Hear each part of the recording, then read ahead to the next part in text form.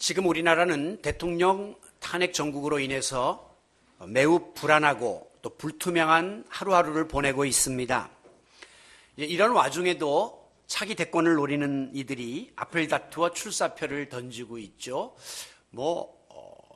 근 20여 명 정도 이렇게 벌써 나서고 있는데요. 문제는 저들이 실현 가능성이 희박한 공약을 남발하고 있다는 것입니다. 그저 대중적인 인기에 영합하려는 그런 마음에 좀 너무 황당한 그런 이야기들도 쏟아내는 것을 보면서 우려하지 않을 수가 없습니다.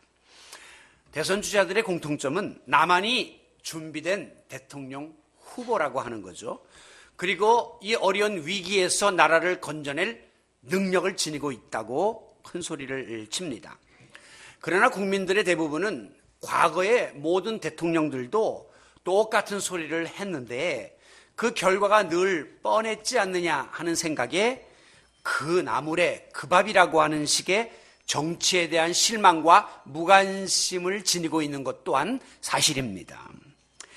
저들이 지금은 어떻게 해서라도 이 정권을 잡아보려고 온갖 것들로 자기를 포장하고 위장해서 자신이 완벽한 적격자임을 선전하지만 조금 더 깊이 그들의 내면 속에 들어가 보면 그들도 예외 없이 많은 약점들을 지니고 있는 자들임을 알게 될 것입니다. 그리고 어떤 면에서는 각각 자기 나름대로의 열등감을 또 느끼고 있는 것 또한 본인만이 아는 사실일 겁니다. 이 열등감이라고 하는 것은 내가 다른 사람들보다 좀 못하다라고 하는 생각에서부터 오는 느낌입니다. 이제 컴플렉스라고도 이야기하는데요. 지난 주일날 말씀드린 위축감과도 이제 좀 통하는 그런 표현이라고 볼 수 있습니다. 그래서 나 자신을 내가 참 무능하다, 내가 무가치한 존재다라고 하는 이런 감정에 사로잡히게 되면 매사에 자신감을 잃어버리게 되고 자기를 비하하며 절망감에 빠지게 됩니다. 그 결과 모든 일이 두렵고 사람을 만나는 것도 무섭고 그래서 실패할 확률이 높아져요. 인생의 실패자가 될 확률이 높아진다는 거죠. 더 나아가서 이 열등감이 심하게 되면 이제 대인기피증이나 또 이제 우울증 같은 정신적인 질환으로 발전해 나가기도 해서 우리 인생을 굉장히 불행하게 만드는 생각 중에 감정 중에 하나가 열등감이요, 열등의식입니다.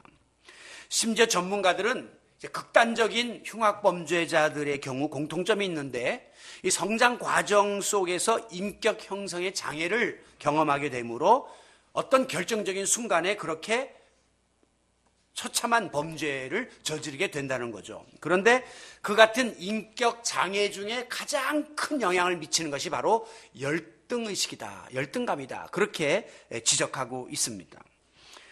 그런데 문제는 모든 인간은 그 누구도 이 열등감에서 자유로울 수가 없다는 겁니다. 사람들은 나름대로 신체적으로, 심리적으로 혹은 경제적으로, 가정적으로, 사회적인 조건에 있어서 다양한 원인으로 인해서 우리는 열등의식을 지니고 살아갑니다. 문제는 단지 그 영향을 얼마나 많이 받느냐, 적게 받느냐, 혹은 그 열등감을 어떻게 극복하느냐, 열등감에 짓눌려 사느냐, 여기에 문제가 있는 것이지 누구나 다 열등감에는 노출되어 있다는 겁니다. 예를 들면 세계의 대학이라고 말할 수 있는 이 하버드 대학 저도 몇 년 전에 한번 가봤는데 이 도서관인데요. 여기에 약 1,500만 권의 장서가 배치되어 있습니다.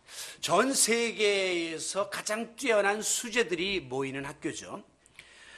우리나라에서도 하버드 대학에 들어가면 신문에 날 정도로 동경하는 그런 대학인데요. 문제는 이 학교에 들어간 학생들 중에 다 전국에서 뛰어난 고등학생들이 들어왔는데 그 안에서 또 공부를 하다 보면 차등이 생겨나게 되고 낙제생이 생긴다는 겁니다. 그래서 어떤 학생들은 스스로 목숨을 끊는 일까지 이제 발생하고 있습니다. 분명히 그 고등학교에서는 가장 우수한 학생들이었는데 하버드 대학에 들어와서는 낙제생이 될 수도 있다고 하는 이것이 어느 사회에나 이 열등과 우등은 나누어진다는 것을 보여주고 있습니다. 영화 배우들이 대부분 자기의 신체 조건이나 미모에 자신감이 있고 또 수많은 경쟁력을 뚫고 이제 배우가 되는데, 배우가 된 다음에도 보면 또 그들 그룹 안에서는 여러 가지 신체적인 또 여러 가지 그 미모의 핸디캡을 느끼고 낙오되는 사람도 있고, 또 그것을 또 성형하면서 커버해 나가는 그런 사람들도 있다는 것이죠. 성경에 보면 하나님께 귀히 쓰임을 받았던 위대한 인물들 중에도 열등감에 사로잡혀 살았던 사람들이 부지기수로 나오고 있습니다. 아니, 어떤 의미에서는 대다수가 강한 열등감에 사로잡혀 살았던 인물들이었습니다. 대표적인 사람이 모세인데요. 하나님께서 그를 출애굽의 영도자로 부르실 때에 내가 이렇게 저렇게 부족합니다, 나는 모자랍니다라고 이야기하면서 극구 사양을 하죠. 예를 들면 내가 누구의 관대 바로에게 가며 이스라엘 자손을 애굽에서 인도하여 내리까? 아니, 나 같은 사람이 바로한테 가서 우리 백성을 내놓으라고 할 때 바로가 그 말을 듣겠습니까? 콧방귀 뀌죠. 내 존재감이 없는데요. 그리고 우리 백성들이 나를 지도자로 인정하지 않을 터인데 어떻게 내가 이 일을 감당할 수 있습니까? 라며 자기의 그 부르심을 사양합니다. 그러면서 나중에 핑계대다가 이제 안 되니까 나는 입이 뻣뻣하고 또 혀가 둔하여 말을 잘 하지를 못합니다. 그러니까 지도자로서 결격 사유가 있다는 신체적인 결함을 또 들이대면서 그가 능력의 한계를 고백하며 끝까지 안 하려고 이렇게 버팅기는 모습을 우리가 볼 수 있죠. 자, 솔로몬과 같은 지혜의 왕도 마찬가지였습니다.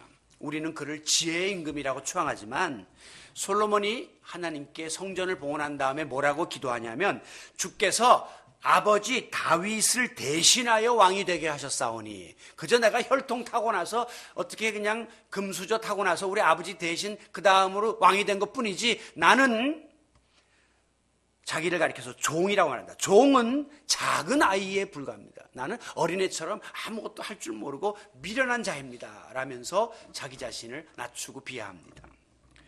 사도 바울은 어떻습니까? 사도 바울은 객관적으로 굉장히 좋은 집안에서 훌륭한 교육을 받았던 의지력이 강한 그런 사람이었음에도 불구하고 자기 자신을 가리켜 나는 사도 중에 지극히 작은 자다. 나는 만삭되지 못하여 난 자와 같은 7푼이 8푼이다. 그리고 나는 죄인 중에 가장 큰 우두머리 괴수다. 그렇게 자기 자신을 비하했습니다. 베드로를 비롯한 제자들도 마찬가지죠. 그들은 객관적으로 볼 때 우선 출신 성분이 약했고 사회적인 지위가 없었고 물질적인 학문의 수준 모든 것이 다 내놓을 것 없는 열등의식에 사로잡혀 살 수밖에 없는 주변 인물들이었습니다. 자, 오늘 본문에 보면 또 다른 그 같은 인물이 하나 등장하는데 그 사람의 이름이 기드온이에요. 이제 오늘 본문에는 기드온을 하나님께서 사사로 부르시는 장면이 기록되어 있습니다.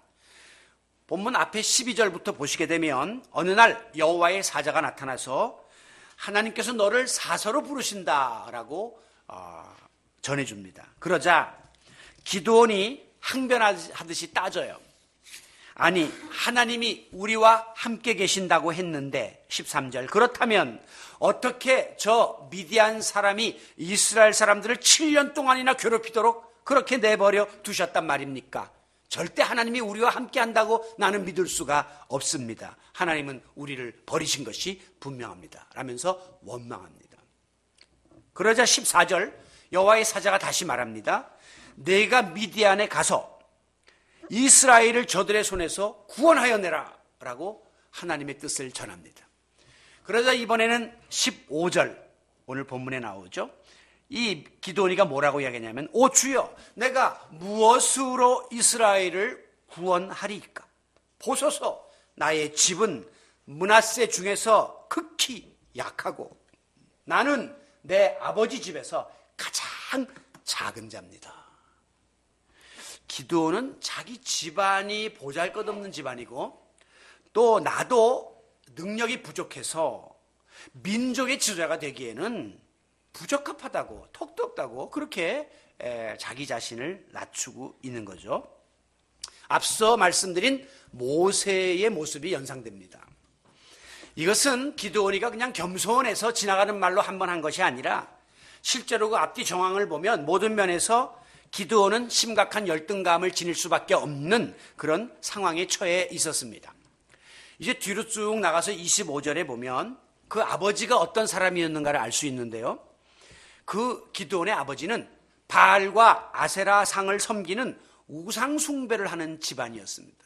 그러니 우리 집안이 므낫세 중에 약하다고 하는 말이 맞는 말이에요. 집안적으로 이스라엘의 지파 중에 우상을 섬기고 있는 그런 형편이었으니까요. 그리고 이제 앞에 11절에 보면 여호와의 사자가 기드온에게 나타났을 때 기드온이 뭘 하고 있었느냐 하면 포도주 틀에서 밀을 타작하고 있었다. 그렇게 성경은 기록하고 있습니다.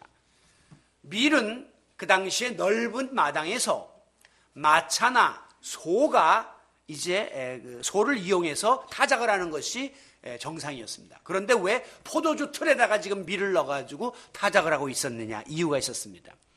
지금 공개된 넓은 마당에서 만약에 이 일을 하다가는 미디안 사람들이 보고 또 와서 다 뺏어가고 다 착취해갈까봐 두려워서 그만 좁은 곳에 숨어서 포도주 틀에다가 밀을 타작하고 있었던 거죠. 기드온의 마음이 상당히 소심했던 사람인 것을 우리가 볼 수 있는 장면입니다. 그런가 하면 하나님이 부르신다고 하니까 17절에 기드온이 그러면 하나님이 나와 함께 하시는 징표를 보여주세요. 이러면서 또 대듭니다. 다시 말하면 의심하고 불신하는 모습을 보이고 있어요. 그래서 이제 하는 수 없이 하나님의 사자가 그의 지팡이를 바위에다가 대니까 기드온이가 준비한 고기와 무교병을 불이 나와가지고 살라버리니까 아이고 정말 하나님이 함께 하시는구나. 그때 가서야 이제 사사로 부르심에 응답을 하게 되는 거죠. 자, 그 이후에 이제 사사가 되어서 하나님의 명령을 수행하는 기드온의 모습을 보십시오. 자기 아버지가 섬기는 바알과 아세라상을 이제 때려 부수라고 하나님이 명령을 해서 그 일을 준행하는데 27절 주변에 있는 성읍 사람들의 눈이 무서워 낮에 하지 못하고 밤에 가서 그 일을 했다. 용기가 없는 사람인 것을 볼 수 있습니다. 자, 사람이 소심하고 의심이 많고 불신감이 있고 용기가 없다. 이거는 지금 그렇지 않은 사람에 비해서 열등한 한 사람의 모습을 여실히 보여주고 있습니다. 자, 그렇다면 이제 오늘 우리가 일반적으로 열등감이 어디서 오는가 한번 말씀 본문에 들어가기 전에 한번 제가 잠깐 전해보겠습니다. 여러분, 열등감은 왜 생기나? 학자들은 부모의 잘못된 육아 과정에서부터 열등감이 심어진다라고 이야기합니다. 우리가 밤을 먹다 보면 그 속에서 꿈틀거리는 애벌레가 있는 것을 보고 깜짝 놀랄 때가 있습니다. 그래서 밤을 이리저리 살펴봐도 도무지 벌레가 들어간 구멍이 없는데 이 속에 어떻게 벌레가 사는가? 그래서 의아할 때가 있는데요. 이게 언제 이런 일이 생기냐면 밤꽃이 필 때에 어미나방이가 이 밤에 씨방에다가 알을 낳는다고 하는 겁니다. 그래서 이미 그 속에 알이 잠재되어 있다가 밤이 익을 무렵중에 다시 알을 까고 나와서 거기 밤 속에 있는 것을 먹으면서 그 애벌레가 사는 거예요. 이것은 무엇을 보여주냐면 우리 아이들, 자녀들의 인격 형성이 이 어린 시절에 잠재적으로 다 깔려있다가 들어가 있다 나중에 튀어나오는 거란 말이죠. 얘가 갑자기 왜 일어나? 이 하루아침에 그런 게 아니라 성장 과정 속에 다 그게 들어가서 알을 품고 있었던 겁니다. 그래서 이 열등감은 자녀들의 인격 형성에 중요한 어린 시절에 부모님의 사랑과 격려와 인정이 필요할 때 부모들이 그것을 충족시켜주지 못함으로 아이들에게 열등감이 생기는 거죠. 다시 말하면 너 왜 공부를 쟤보다도 못하냐? 왜 형제 중에 형만 못하고 언니만 못하냐? 이렇게 자꾸 형제끼리 비교하고 다른 사람과 비교해서 그 아이의 그 능력을 자꾸 저하시키고 격하시킬 때 이 아이는 나는 못한 사람이구나, 나는 안 되는 사람이구나, 이렇게 열등감이 심겨진다는 거예요. 그래서 자라는 가운데 선천적으로 아이들에게 열등감이 주어지는 부모의 책임이 1차적으로 있다. 굉장히 중요한 가정교육의 의미를 보여주고 있는 겁니다. 두 번째는 본인이 이제 자라면서 자기가 갖춰야 될 능력이나 실력을 이 갖추지 못할 때에 열등감이 생겨나게 됩니다. 사람은 태어나면서부터 이제 점점 여러 분야의 것을 배우고 접하면서 지식을 쌓아가고 실력을 쌓아가게 되는데 그것을 못하는 거예요. 때를 놓치거나 여러 가지 면에서 노력을 하지 않아가지고 자기가 그 수준에 가야 되는 그 능력을 함양하지 못했을 때에 사회에 나가게 되면 내가 무능한 자가 되고 무가치한 존재로 전락하게 되는 거죠. 내 스스로 그 열등감을 만들어 가는 겁니다. 그리고 이제 가장 중요한 것은 바로 다른 사람과 비교 의식에서부터 열등감이 주어지는 겁니다. 사전적인 정의도 내가 다른 사람보다 못하다는 생각에서부터 오는 느낌이 열등감이라고 했어요. 어떤 사람이 그냥 무인도에 혼자 살고 있으면 그 사람 열등감 없습니다. 그냥 자기가 가장 행복하고 자기가 가장 잘났고 자기가 하는 일이 다 옳다고 생각하면서 사는데 어느 날 거기에 파선을 해가지고 웬 사람이 하나 왔는데 보니까 나보다 키도 더 크네, 저게 더 잘생겼네, 저기 노래도 더 잘하네, 뭘 만드는 기술도 뛰어나네, 아이고 나는 저 사람보다 못하구나. 그때부터 비교하면서 열등감이 생겨나게 되는 거예요. 사람이 나보다 더 낫고 우월한 사람을 만나면 상대적으로 위축이 되는 거 당연합니다. 내가 열등의식을 느끼는 것은 아주 자연스러운 현상입니다. 그거 자체가 문제가 아니에요. 문제는 그것을 너무 의식하고 거기에 너무 집착하고 그것 때문에 내가 영향을 받는 것이 문제가 되는 겁니다. 사무엘상 18장에 보면 사울 왕이 블레셋 군대를 물리치고 개선가를 부르면서 성으로 들어오는데 그 앞에서 맞이하던 여인들이 힘있게 노래를 하는 소리가 들려옵니다. 뭐라고들 노래를 했냐면 사울이 죽인 자는 천천히요, 다윗이 죽인 자는 만만히로다. 지금 왕은 누구요? 사울이요. 근데 이 어린 다윗이 골리앗을 쓰러뜨린 다음에 승리의 원인 제공을 했기 때문에 이 소식을 듣는 백성들은 관심이 다윗에게 가 있었던 거예요. 그래서 사울은 천천, 다윗은 그 위에 만만이다, 이렇게 이야기를 하는 순간 사울의 머리가 그냥 획가닥 돌아가게 됩니다. 사실 이 말 듣기 전에는 사울은 다윗을 좋아했고 선대했습니다. 사랑했습니다. 그런데 이 같은 사실이 머릿속에 박히면서 다윗과 자신을 비교하는 일에 혈안이 되면서 다윗을 잡아 죽이려고 덤벼듭니다. 그래서 사랑이 미움으로 바뀌는 그런 일이 벌어지게 된 것이죠. 비교의식은 100% 열등감을 초래하게 만듭니다. 자, 오늘 기드온은 우리 집안, 이 므낫세 집안과 다른 집안을 비교할 때 우리 집안은 좀 그 중에 모든 면에서 좀 모자라는 집안이다, 늘 그런 마음을 갖고 있었어요. 그 다음에 자기 자신을 다른 형들과 비교할 때 나는 항상 형들에 비하면 작고 보잘것없다, 그렇게 또 자기 자신을 평가를 하고 있었습니다. 그냥 기드온, 나는 나로서 존재한다, 그렇게 생각하면 될 텐데 자꾸 다른 사람하고 비교하고 자기를 평가하려고 들다가 극심한 열등감에 빠지고 말았던 것입니다. 여러분, 우리가 과도한 열등감에 빠지면 어떤 현상들이 나타나느냐, 어떤 반응이 나타나느냐. 정신분석학자 알프레드 아들러라는 사람은 그 열등감을 보상하려고 노력하는 과정에서 그 사람의 생활 양식이 형성된다 그랬어요. 다시 말하면 그 열등감을 어떻게 해서라도 내가 커버하고 그것을 이렇게 채우려고 하다 보니까 그 사람의 그 삶의 스타일이 이제 그렇게 변하는 거예요. 여러분들이 젊은 시절에 만났던 사람하고 나이 먹은 다음에 만났을 때 쟤가 왜 저리 바꿨냐? 옛날에 안 그랬는데 왜 저렇게 됐냐? 자기가 갖고 있었던 그 열등감들을 어떻게 해서라도 보상하려고 하다가 그런 일들이 벌어지는 거예요. 먼저는 물질적으로, 외형적으로 그것을 열등감을 대체하려고 하는 시도를 합니다. 미국의 가장 큰 차를 만드는 메이커 중에 하나 캐딜락인데요.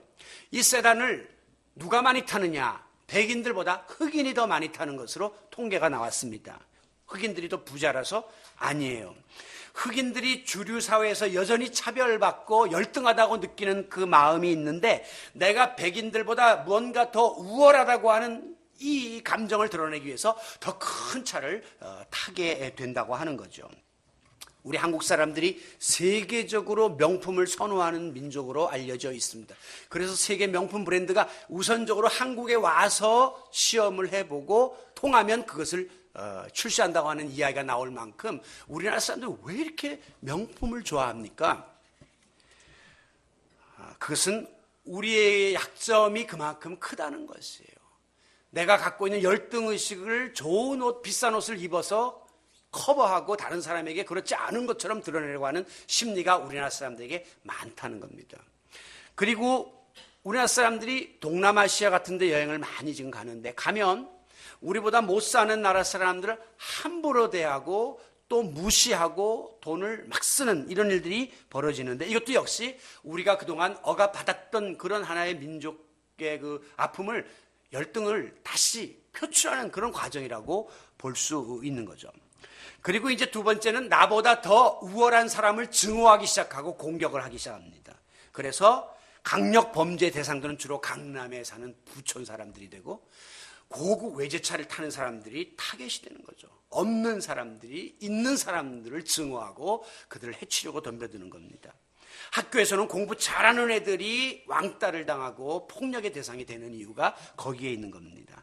교회나 이 모임에서는 나보다 더 똑똑하고 잘나고 인정받는 사람을 시기하고 비난하고 배척하고 모함하고 공격하는 이유가 바로 여기에 있는 거예요. 그리고 세 번째는 자기 자신을 과대하게 포장을 해서 위장을 하는 그런 일을 하려고 합니다. 열등감이 클수록 세상 말로 뻥이 세지게 되어 있어요.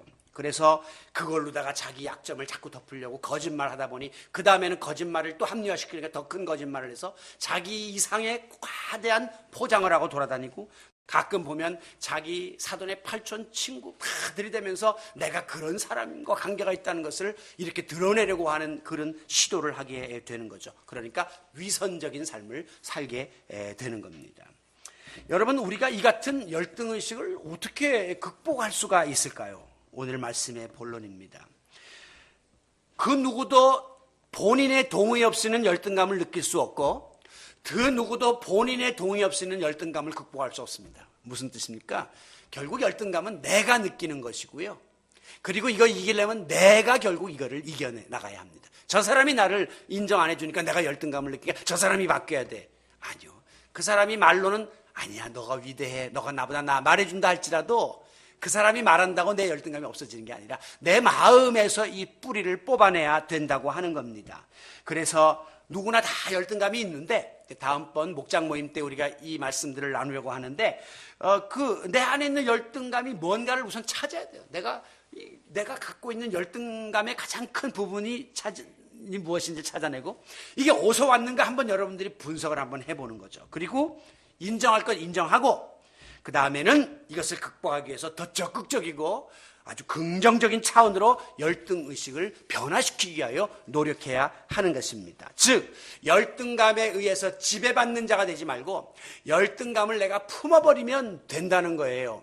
저는 가끔 가다가 텔레비전에서 그 무슨 인간 승리 그런 드라마나 또 이렇게 다큐멘터리를 해주는 걸 보면 야, 어떻게 저런 일이 벌어질 수가 있나. 정말 세상에서 이렇게 비참한 가정 환경에서 태어나고 저렇게 학대를 받고 저렇게 가난하고 저렇게 세상의 낙오자가 될 수밖에 없었던 사람들이 그 모든 열등의식을 벗어나서 오늘 우리의 상상을 뛰어넘는 일을 하고 있는 사람들을 볼 때마다 엄청난 감동을 느낍니다. 열등감의 노예가 되고 지배를 받지 않고 그것을 극복해서 인생 승리를 쟁취한 사람들의 이야기죠.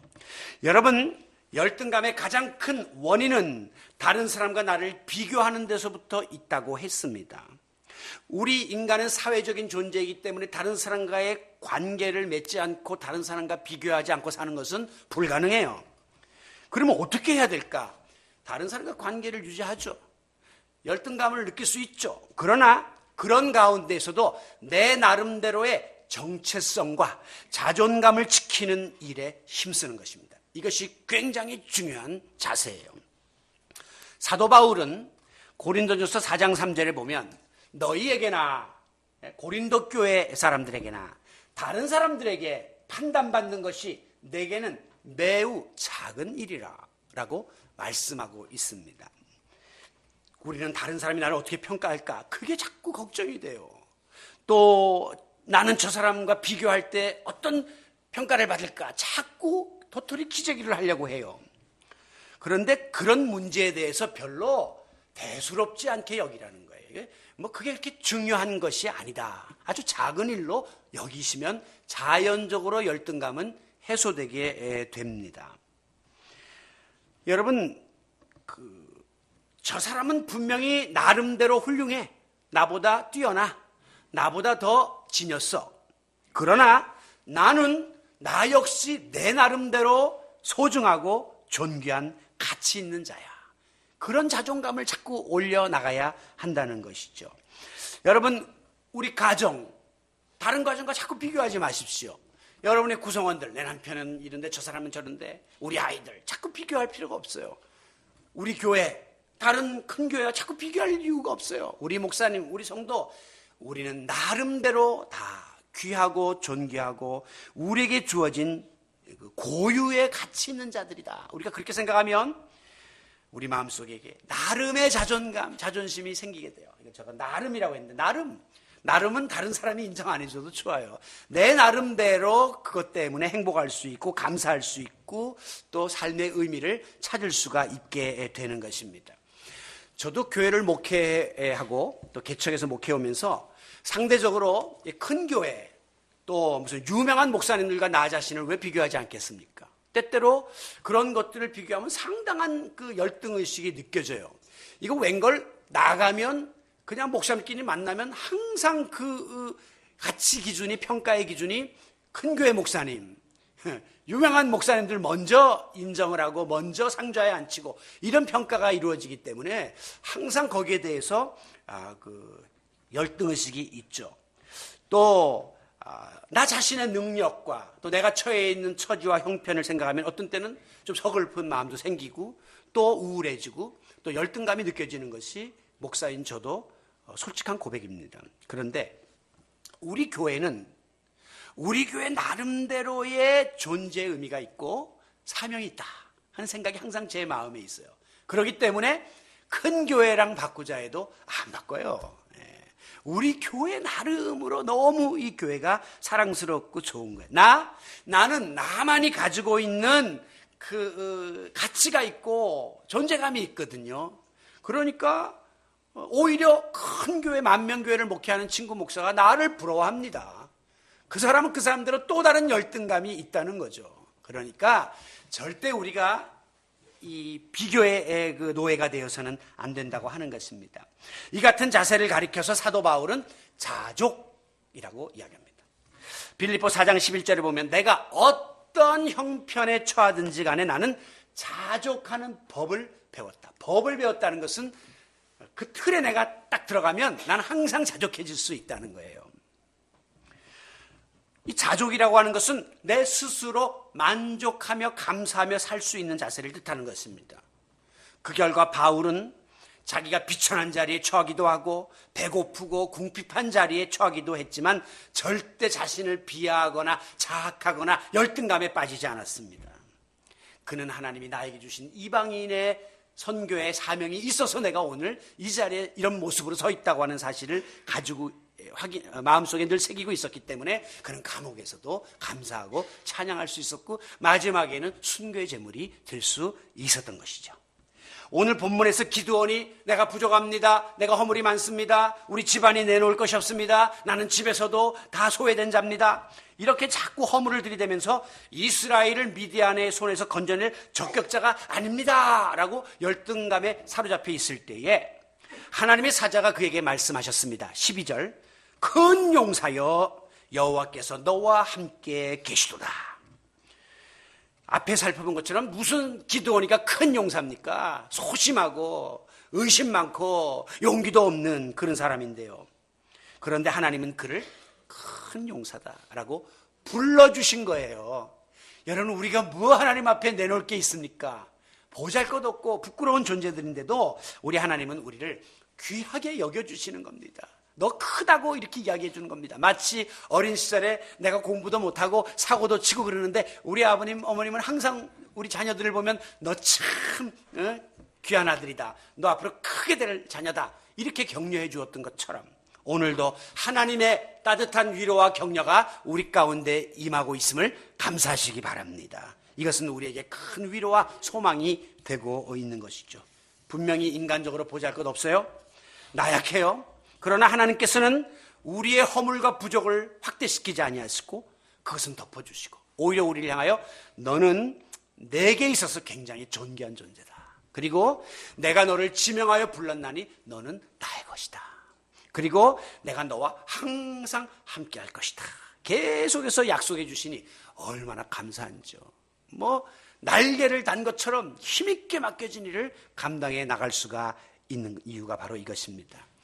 우리가 진짜 큰 용사입니까? 아니에요. 그런데 기드온이 진짜 큰 용사입니까? 아니에요. 그런데 하나님은 내가 너와 함께하기 때문에 내 안에 있는 내가 크니까 너도 큰 거야 라고 말씀하고 있습니다. 어떤 아이가 비록 여러 가지 면에서 부족해도 그 아버지가 훌륭한 지위를 갖고 있고 높은 권력을 갖고 있으면 그 아이도 덩달아 대우받는 것과 같은 이치라고 볼 수가 있는 것이죠. 그러므로 오직 내게 능력 주시는 자 안에서 그분으로 인하여 우리는 모든 것을 할 수 있는 것입니다. 오늘 부족해요, 연약해요, 의지가 박약해요, 나약하고 이 허물투성이, 변덕투성이의 내 모습을 바라보면 우리는 참 스스로도 한심스럽고 위축이 되고 열등감에 빠질 수밖에 없습니다. 그러나 그 뒤에서 내 등을 두드려주고 계시는 하나님의 손을 바라보면 힘이 생깁니다. 내 손목을 붙잡아 이끌어주시는 주님을 바라보면 용기가 생깁니다.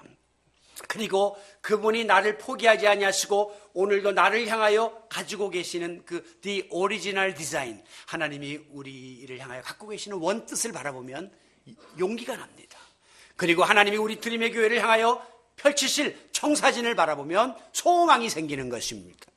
여러분 지금 롯데 123층이 저렇게 우뚝 솟았지만 처음에 거기는 허허벌판이었어요.